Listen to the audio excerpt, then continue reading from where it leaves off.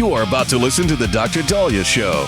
Sassy, stimulating talk radio. And now, here's Dr. Dahlia.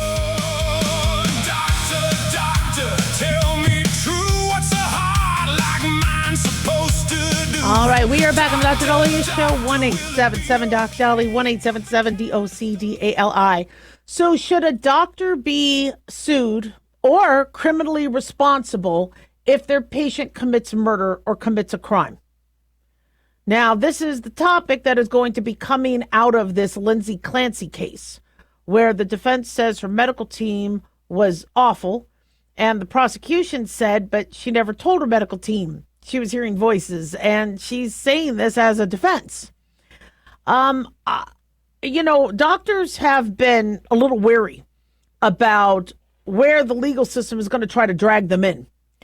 And there was a case in Las Vegas, and I don't know details, but I think it was back in 2012, where somebody slashed the face of a blackjack dealer at the blackjack table. And I think they knew each other, but the case, not only because I worked with the media, but because I heard that the PA, the physician assistant, who gave the suspect, I think it was Lexapro or an SSRI, is now being named in a lawsuit. And I don't know whatever happened with that, but I remember doctors were talking, going, wait a second. If my patient turns around and goes and does something, and then they look, and here I was just trying to help them with their insomnia, help them with their anxiety, help them with their depression, I could be in trouble? Yeah, you can. And sadly, I started to notice doctors go, mental health, not necessarily my scope. I treat diabetes, I treat whatever. And I started to notice a lot of doctors say, I don't manage psychiatric care. And, here we are now, 10, 15 years later, where you hear in the news, they're like, we don't have enough doctors managing mental health issues. We don't have enough mental health professionals. Well, if they're going to be liable, it makes you wonder. If you're a family doctor and you're treating somebody's diabetes and they end up killing somebody because they have psychosis, you could be in trouble for not diagnosing their psychosis. But if you're not their psychiatrist and they have a psychiatrist and you refer them to a psychiatrist, that psychiatrist is now going to be taking the heat. Which is why a lot of people who are in psychiatry are now looking at this Lindsay Clancy case going, okay, come on, man. Really? So somebody could say, but Dr. Dahlia, you have to really be negligent. You have to be completely negligent to get in trouble. That used to be the case. But look at what we're looking at now. Somebody kills her 3 kids, gets her husband out of the room, get out of the house, and she may actually get off by insanity and then later released from a mental institution. If they're like, but she doesn't really have psychosis. I mean, this is where we are right now. Now, if she did have psychosis and she had to have some element of it to kill her kids, I want her to get I want her to get the help she needs. But now her ex-husband and her are going after the doctors. If the doctors were very well had prior knowledge that she wanted to kill her kids, they're in trouble. If they knew she had the potential for suicidal or homicidal ideation, they could be found negligent. If they knew that the children were at risk and didn't get those kids away from that mom, they could be criminally prosecuted. But if their records say we asked if she had suicidal ideation, homicidal ideation, how she was doing, and all she says, I love my kids, I'm good, then they're not, necessarily culpable. But it all depends on what the attorneys do. So, yes, doctors, one thing that attorneys do is they go where the money is. Okay, and I'm not saying this to insult them, but whenever they look at a case, they go, a bad thing happened. Who can we blame?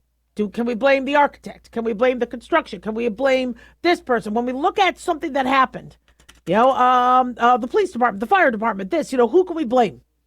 And they cast a net. And so my big worry with all of this is you already have a lot of doctors going, I don't want to be at all implicated in one of my patients doing something, especially since I'm not really trained. See, a lot of us internists and family docs and pediatricians, etc., we knew there was such a dearth in mental health providers that we did our best to help patients. So you saw pediatricians write ADHD medications and anti-anxiety medications, and you see all that. But now all these court cases, like, well, let's get the doctor in. The only time I'm not seeing anybody bring the doctors in is what happened with Biden. Biden has stage 4 cancer, diagnosed days after he leaves office. Nobody's even asking the doctors what they did and what they didn't do. Those doctors get off scot-free, unless my guess is they did want to do cognitive testing, MRIs, PSA tests, and the team of Biden said no, no, no, or they auto-penned and said no, no, no. That's why I think the doctors aren't getting drawn in. But in society now, everybody's bringing in the doctors, saying, this happened. So, and in fact, the Clancy suspect and her ex-husband are now going after the doctors. And if they did do polypharmacy, if they didn't talk to anybody, if they were at least told that there was a danger to the kids, they're in trouble. But if they didn't, and they were like, but she isn't in psychosis. She isn't telling us that she isn't conveying.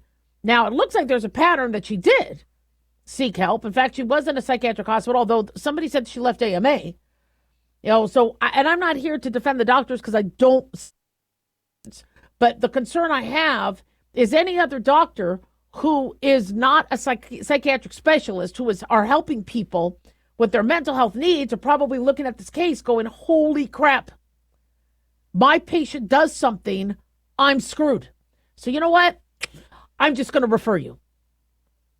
And a lot of patients have been very, very upset that since the 2002 St. Paul pullout and malpractice chaos, where doctors were getting sued left and right for things, a lot of doctors are like, you know what, I'm just very narrow lane. Okay, we can't lose any more mental health professionals. And this case is unfortunately going to make more mental health professionals or doctors helping people say, you know what, let me back off so I don't get tied into these things. 1-877-DOC-DOLLY, don't go away.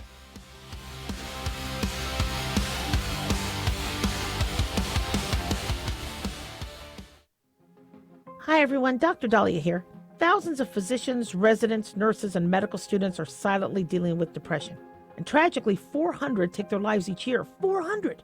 I wrote The Depressed Doctor, hoping to reach out to anyone struggling. You're not alone. Don't stay silent. The Depressed Doctor can be found on Amazon, or the book can be found on drdahlia.com. And if you or anyone you know needs help, call or text 988, the National Suicide and Crisis Hotline. We, the people, are guaranteed 5 freedoms in the First Amendment. Freedom of speech. Freedom of religion. Freedom of the press. Freedom to peaceably assemble. Freedom to petition the government. Only the United States has these 5 freedoms so simply bound together and guaranteed. Think first. Learn more at thinkfirstamendment.org. Let's face it, guys, we're living in times where the truth is becoming more suppressed and censorship is increasing at an alarming rate, especially on social media platforms. It's Clyde, and I want to tell you about a safe and secure digital playground we put together just for you. It's Aftermath.media. You get access to thousands of Ground Zero archives and podcasts, along with our private social media groups with your basic membership starting at only $7 a month. Each subscription includes tech support, access to the RSS feeds, along with our own chat room and Telegram channel. In addition, the premium membership includes research study groups, webinars, a document and movie library, a live video stream of Ground Zero, a monthly Zoom chat with me, and other bonus content. Be sure to check out our yearly specials as well. Sign up today while you're thinking about it. Sign up at Aftermath.media. Again, that's Aftermath.media.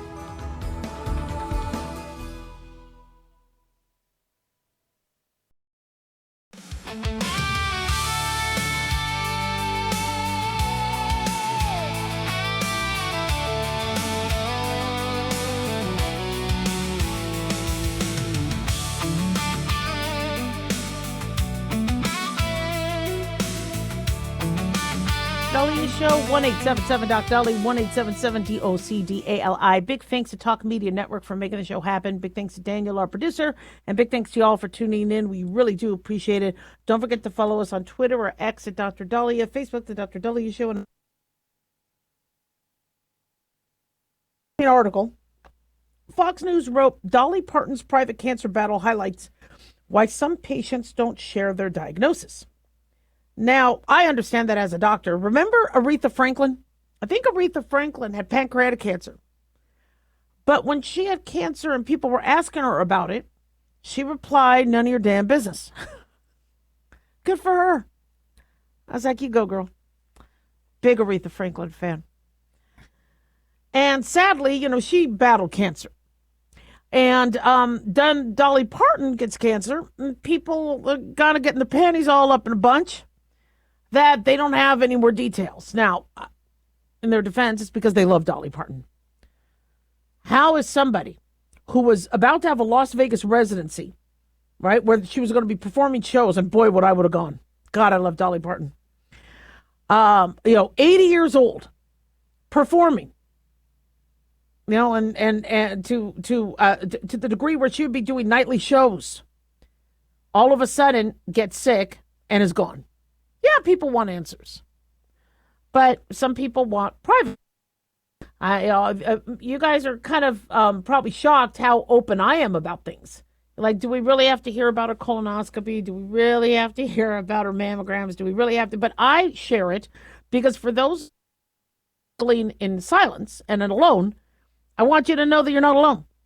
I have to go through the same things. I can't stand going through the testing. I have the same fears and apprehensions and dislikes. I don't like getting my mammogram. I don't like getting a colonoscopy. I don't like, waiting for blood work to come back. I kind of feel like, well, if I don't do anything, everything's going to be fine. Stick my head in the sand. I'm a doctor, and I sometimes exhibit the same behaviors you do. Don't feel alone. But with cancer, when somebody gets a cancer diagnosis, it's not uncommon for them to get very, very quiet. And with your family, I know this is about Dolly Parton and telling the world, which, no, she didn't have to tell the world. It would be interesting to know what happened and what it was. I do think there's teaching points, and I think it'll remind people we want Dolly's death to save lives. But if the family wants privacy and she doesn't want, power to her. That's her choice. She should have privacy. I suspected it was cancer when her sister came out and said that she wasn't doing well. And then Dolly Parton came out going, guys, I'm good. I'm still here. And I'm like, probably then would be cancer. Because if she to be able to say, guys, I'm here, and she's not in the hospital suffering from a stroke, pneumonia, heart attack, it probably is cancer. So I do know what. And unfortunately, when you're 80, your immune system is possibly your immune system is not as strong as it could be. So when you do have cells that start to go rogue, you may not be able to fight that. Reasons why I think the family is going to not be very open about this is already people are politicized.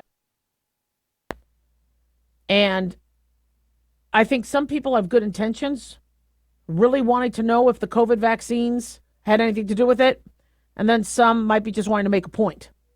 And I don't mind if we have individuals going, look, Dr. Dahlia, I got the same vaccine she did. I think she got Moderna. And I understand I got Pfizer. But I understand people are like, I'm worried.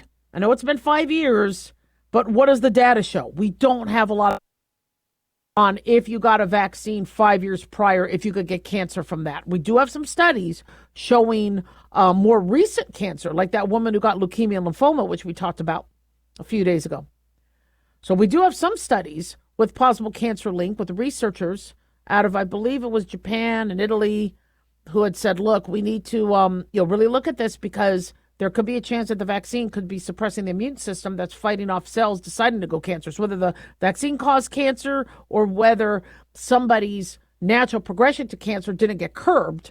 We need to look and see if the mRNA vaccine technology inhibits that or affects that. I think that's a valid thing to look at. Do I think the COVID vaccines cause cancer? No, I don't. But I think we should look at it. So now, as I've said before, people want to know, well, what happened? What happened? Even though her vaccine was 5.5 years ago, her vaccine series, people want to know, what cancer was it? And am I at risk? And I understand why people are apprehensive. Because there are some studies suggesting there could be an issue. Personally, though, I'm more nervous about the COVID virus causing cancer. I think the COVID virus can be oncogenic because that sucker sits with you for a while. And that makes me nervous. Why somebody can't taste and smell for a year? Is it sitting in your brain?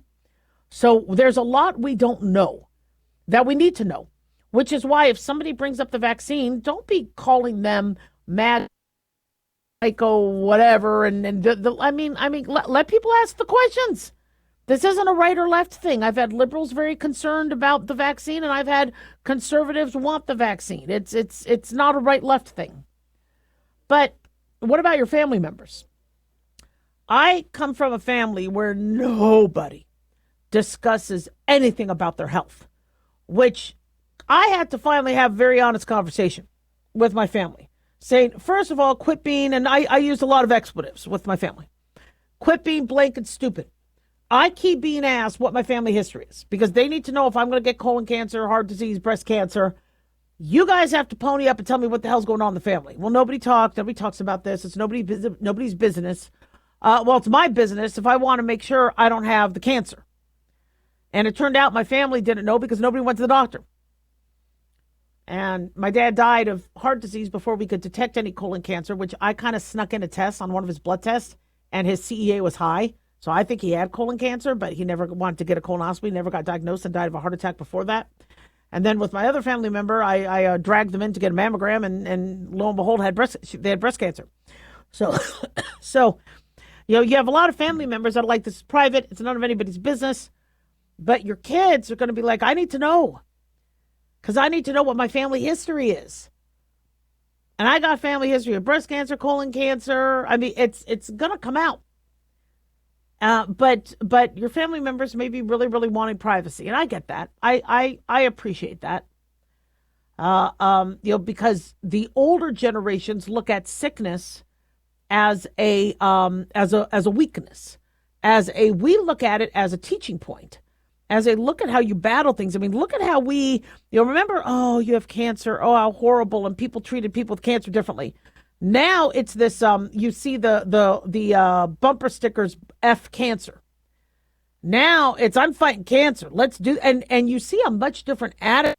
But we're going to knock it out of the ballpark. We're going to knock it, and you see the support.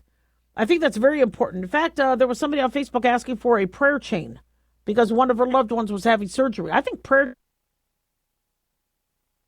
possible. It works. When one of my friend's wives had ovarian cancer, he said, look, we need Jew prayers, we need Catholic prayers, we need Mormon prayers, Muslim prayers, we need everybody's prayers. Let's get everybody, praying. And it worked. She survived. So, but to get your family members to open up and talk is difficult. But what is more difficult is when they don't want to get the diagnosis. So you have somebody who is bleeding rectally. There is no way any man in my family would talk about that. My grandfather died of colon cancer. I suspect he probably had rectal bleeding, but never told anybody because dudes didn't do that back in the 80s. And now we're like, dude, come out and say something. Get something checked out. And so this fear of talking about it, this fear of getting checked out is making people not get the care they need. And one thing that I like about being open is you learn from others. It was interesting. I found out that a friend of mine's family member has cancer. And nobody knew because, of course, they wanted privacy. And I don't blame them for wanting privacy. But apparently they didn't have the specialist setups that they needed. So immediately I found recommendations found. And so it kind of helped that there was a little bit of that conversation outside the circle so that there could be some progress in the situation. But, when somebody gets a cancer diagnosis themselves, you're like, I don't want anyone to know. I don't want people treating me differently. I don't want there to be any more change. I don't want work to change. And you're not wrong about that.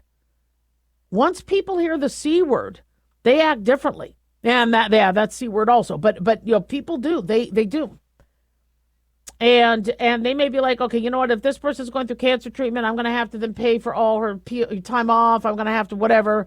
So let's start looking for a replacement. Many people don't want that. Hopefully you don't have a boss that's a jerk. But my suggestion is at least start talking to family. 1-877 Doc Dolly, don't go away.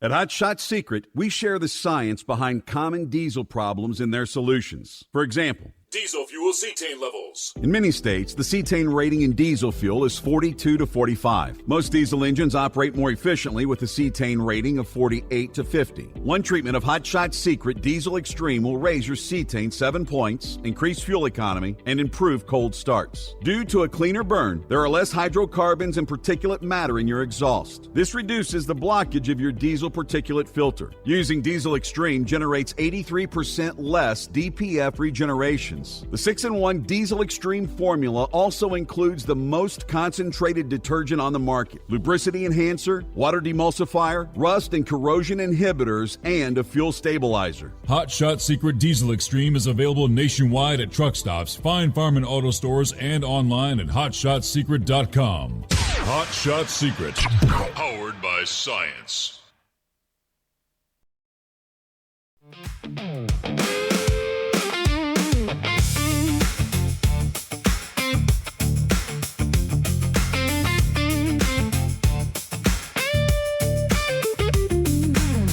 All right, we are back on the Dr. Dahlia Show. 1-877 Doc Dolly, 1-877 DOCDALI. So these freshwater amoebas are pretty damn scary. Naegleria fowleri. Every year we talk about it because unfortunately every year somebody dies from one of these. And we have somebody fighting for their life right now. A North Carolina teenager is critically ill. The identity has not been released, but being reported by Rally 11, ABC 11. The North Carolina Department of Health and Human Services said that they are investigating where the teen contracted the amoeba. But as we know, Naegleria fowleri can be found in warm, fresh water, including ponds, lakes, rivers. It grows best in hotter water, which is why every summer is when we see cases. Once symptoms start, the disease progresses rapidly and usually causes death within about 5 days. The amoeba doesn't necessarily cause illness if swallowed, but it can be fatal if the water gets into your nose and then it travels from the nose to the brain. This happens when you jump into water, when you dive, when you water ski, when you kick up the silt in the bottom of a lake bed. The U.S. sees fewer than 10 cases a year, but that's 10 cases too many. It causes primary amoebic meningoencephalitis, or PAM. The first symptoms could be severe headache, nausea, vomiting, fever, and then unfortunately, once it makes it to the brain and is causing severe illness, stiff neck, seizures, and coma. An 8-year-old girl from Louisiana earlier this year, Lillian Smart, died from Naegleria fowleri that they believe she contracted while swimming in a lake. We had in Nevada somebody back in 2023 die, a little 2-year-old boy. He was in a hot springs in Ash Springs, Nevada. The primary amoebic meningoencephalitis is an infection of the central nervous system, so your brain and meninges. Now, this is different from Entamoeba histolytica. A lot of people call it amoeba or entamoeba.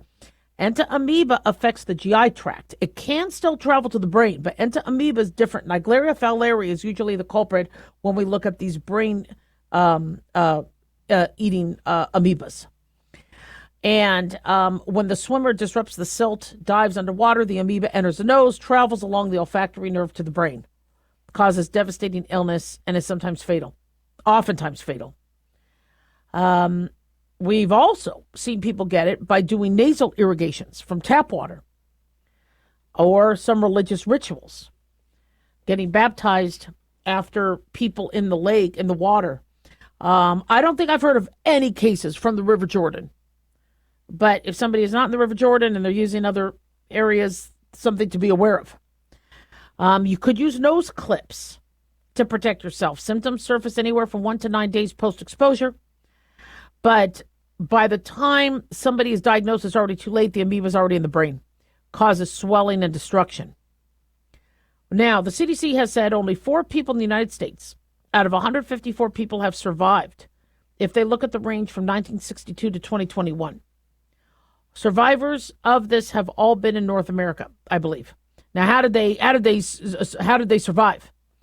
Well, some were treated with an anti-parasite drug, meltifosine. Some were put into hypothermia, lowering their body temperature. 2 of these survivors, 2 of these 4 people, made full neurological recovery. So do not irrigate your nasal passages with tap water. Make sure you are using sterile saline or whatever your doctor is recommending. Do not swim underwater in fresh water. Use nose clips. Nose clips aren't 100%, but they can at least provide some protection. And Godspeed, I hope this teenager makes it. Again, early signs are headache, nausea, vomiting, stiff neck. Some kids might get hallucinations. If at all your child was in a lake and is not feeling well, right, or hotbed, hot springs, get them checked out. With this measles outbreak where 2 people died, we have some information on one of the victims. A coroner says a baby with measles in Pennsylvania died because their spleen ruptured. Because the question people are asking is, if somebody is dying from measles, what's it doing? Is it causing encephalitis? What's happening? So the Pennsylvania Health Department has announced that one of the 2 people who died with what they believe was the measles outbreak was because the spleen ruptured. Lancaster County Coroner Dr. Stephen Diamante said in an interview Wednesday evening that the baby died shortly after birth from internal hemorrhage and traumatic rupture of the spleen. He found evidence of the measles virus in the infant's lung tissue. Now, we can't say for sure that measles caused this. However, measles can cause your spleen to enlarge, just like mono. So, if you have an enlarged spleen due to a virus, it could be at higher risk of rupturing. So they are investigating the death further. The infant was born at a birthing center assisted by a lay midwife who was not certified in midwifery. Not that that would necessarily cause, the spleen to enlarge, but it's, again, something they're looking at. Did the child have another virus? Did the child have something else? But right now, the conclusion is it was measles associated. So the health department has not provided details about the second death. They say both people were unvaccinated for measles. But when they say that, they have to also say, look, your newborns don't get the vaccine. Because while everyone's like, oh my gosh, the parents, what were the parents thinking? The parents could have been pro-vaccine. It's just kids don't get the measles vaccine till they're 1. So if this infant was under 1, they're not going to get the first dose of their vaccine. We give the first dose between a year and 15 months. They get their second dose between 4 and 6 years old. Now, they say the share of kids who have gotten the MMR vaccine in Lancaster County fell from 95.5% in 2017 to 87.6% last year. Generally, a threshold of 95% is considered necessary to maintain herd immunity. So people are now questioning if the reluctance of people getting vaccines are now affecting herd immunity. And so now you have infants who can't be vaccinated or they're at risk. So what is herd immunity? Well, think of a bunch of big cows and then little baby calves. The big cows form a protective circle. such that if anything is coming at the little cows, as long as you got the big cows okay and standing and not falling over, the little cows are going to be fine. In immunity, it's if everybody around the vulnerable are able to dispel pathogens from coming, the vulnerable ones that can't necessarily be vaccinated have a form of protection. And so we have had herd immunity. We did not get herd immunity with COVID. That's what they claimed we needed to do with the vaccine mandate. We knew that wasn't going to happen. I told you guys early on that that's wrong. We should vaccinate, to save lives, but don't be claiming it's for herd immunity, because I don't think with the nature of this virus you're going to get it. I was right about that. I'm not saying that to pat myself on the back. It's just I want an apology from every, social media outlet that shadow banned me, from everybody who claimed, that was misinformation. We were never going to achieve herd immunity with the COVID vaccine. You could have it, you could offer it, you could administer it, roll it out, but just don't mandate it, and don't mandate it for the wrong reasons. But with measles, yeah, we did have herd immunity. Also had some herd immunity with chickenpox. The more people get vaccinated, the more you don't have the virus circulate, because there's no host for them to latch onto. Now measles has an opportunity. Measles is coming back because there's people that are unvaccinated. Is that the worst thing in the world? Well, it's bad if people die from it. We don't want people to get measles.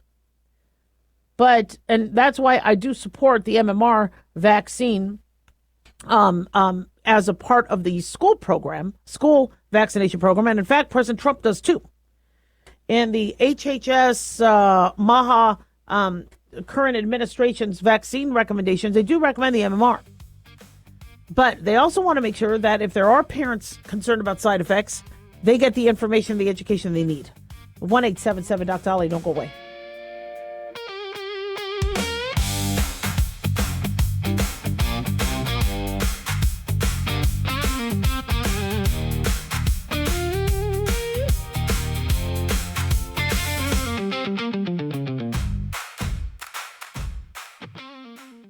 Carl Amari here to tell you about our newest website for old-time radio lovers. It's 100radioshows.com. At this site, there are 5 old-time radio shows waiting for you to download free as our gift to you, and be sure to browse the additional 700 old-time radio shows available to you for 70% off by using the promo code RADIO at checkout. This is a limited time offer, so log on to 100radioshows.com. That's 100radioshows.com. Have you ever thought you'd like to buy and sell houses but didn't know how or where to get the money? My name is Ron LeGrand, and over the past 40 years, I've bought over 3,000 houses without using my money or credit, and taught thousands to do the same. Today, even in a virtual environment, we buy nice houses in nice neighborhoods using no banks, realtors, contractors, or other costly entanglements, and build huge cash flow and wealth without the hassle of tenants, all without credit and little or no money. You don't need a license or experience, and I'll show you exactly how it's done. Text FREE to 99799, and I'll send you my free training. I promise you I'll change the way you think about real estate and open the door to a new lifestyle that doesn't involve risk or rehabs and can quickly replace your current income. Text FREE to 99799, and let me show you how to take your life back and build cash flow and wealth from your home. That's FREE to 99799. Again, FREE to 99799. As an organ donor, your story doesn't have to end. The good in you can live on. In fact, you could save up to 8 lives and restore sight and health for many more. Sign up right now online as an organ, eye, and tissue donor. You'll be happy you did. And just maybe, someone else will be happy too. Go to organdonor.gov. It saves lives. U.S. Department of Health and Human Services, Health Resources and Services Administration.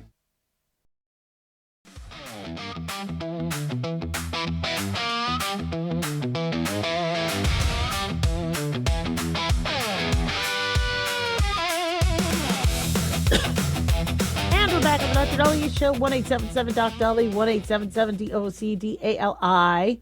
So, we have a new lake. We have Lake America. Where is Lake America? It's previous Lake Ontario. This back and forth between Trump and Canada has now given us a new lake. He signed an executive order which is interesting. If you read the executive order, I'll read a little bit of it. He said, as I announced in Executive Order 14172 of January 20th, 2025, restoring names that honor American greatness, it is the policy of my administration to recognize the extraordinary contributions of the American people and the rich heritage of our history by naming great natural landmarks for our shared achievements.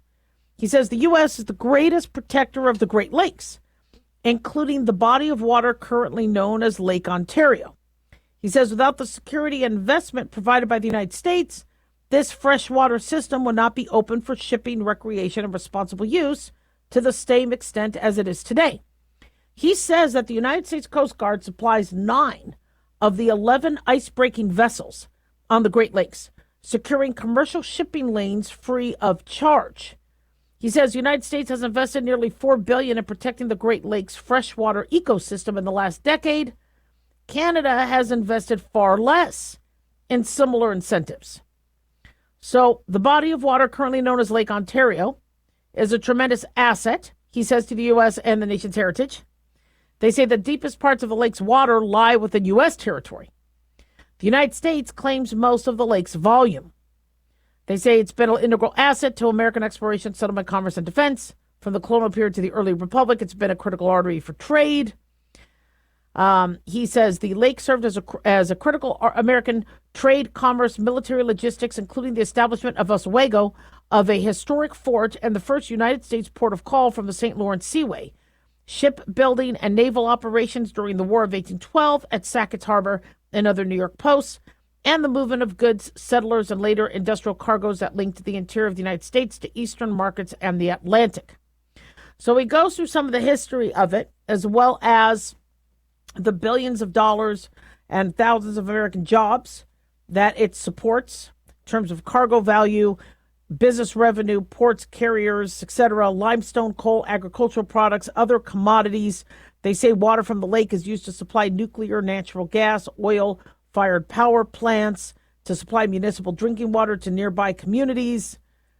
And so within 30 days of this order, he says, I am directing that the lake officially be renamed as Lake America. Within 30 days of this order, the Secretary of the Interior shall, in coordination with the Board on Geographic Names consistent with 43 U.S.C. 364 through 364F, take all appropriate actions to rename as Lake America. The body of water currently known as Lake Ontario. It's bounded by the south and east of the state of New York, and on the northwest and southwest by the Canadian province of Ontario. So they say in America they're going to go through the now procedure with that. Now, many people are kind of looking at this going, okay, really? Yeah. In fact, there's been some jokes. I think now they say he wants to rename Canadian geese Donald Ducks.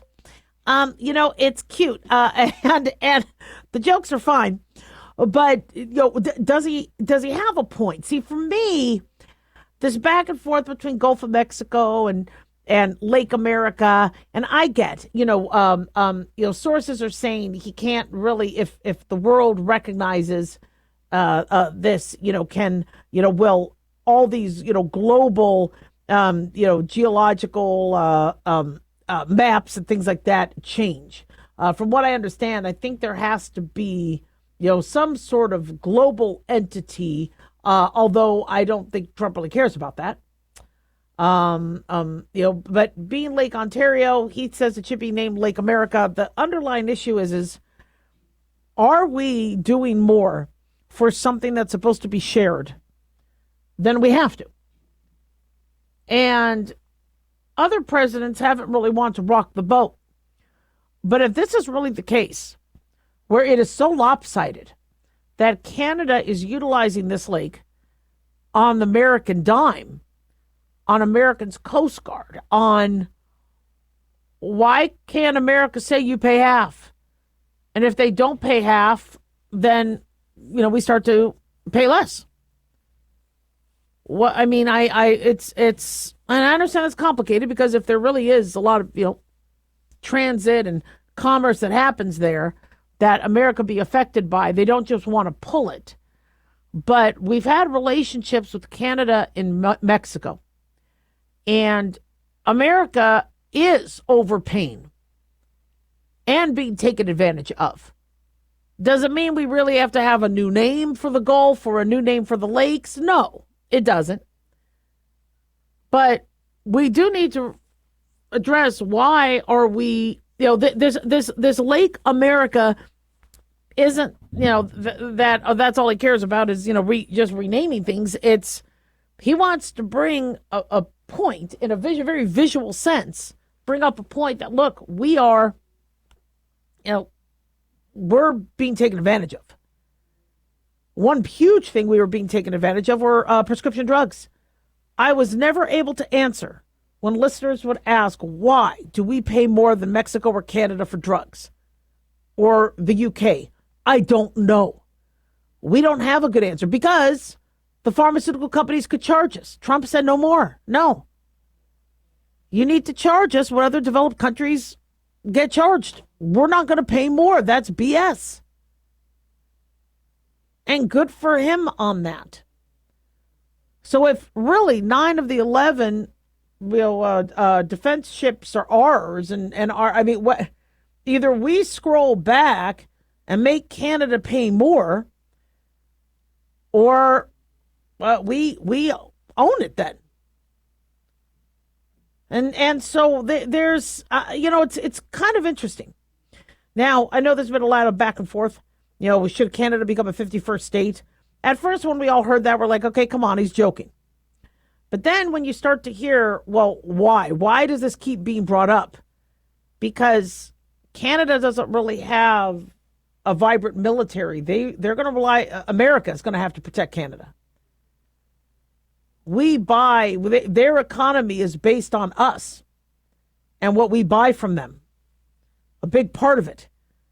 So when you start to look at, does America really have to do that for another country who doesn't like us?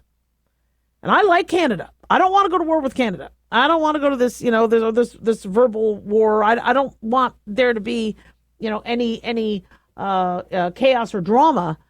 But if we're really supporting them to the degree of a state, it does make you wonder.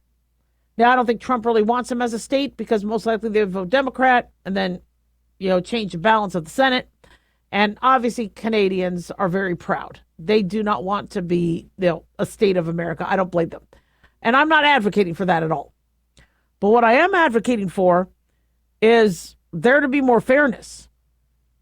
And if there's tariffs, if there's things that, we're doing more for Canada than they're doing back, they need to match it.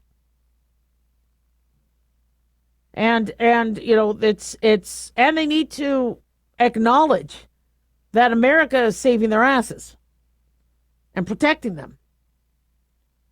So I think this Lake America, I'm not going to be as critical of it as I thought I once would be, because, this is a symbol of, we're done doing more than our neighbors and getting screwed over.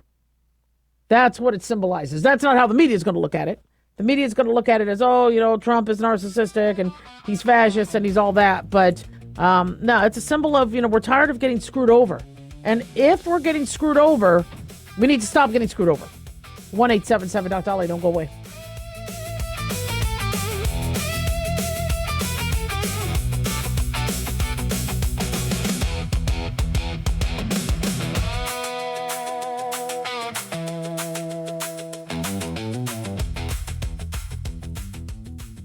Can you believe, with all the recent violent protests, looting, and destruction, some areas are considering either defunding or abolishing the police?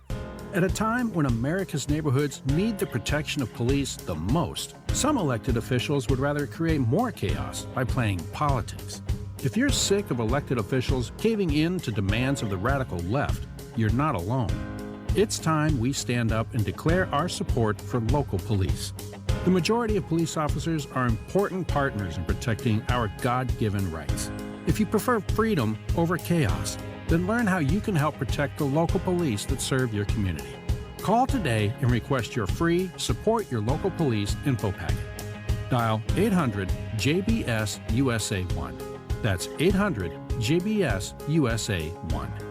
Request your free Support Your Local Police info packet by calling 800-JBS-USA-1 today.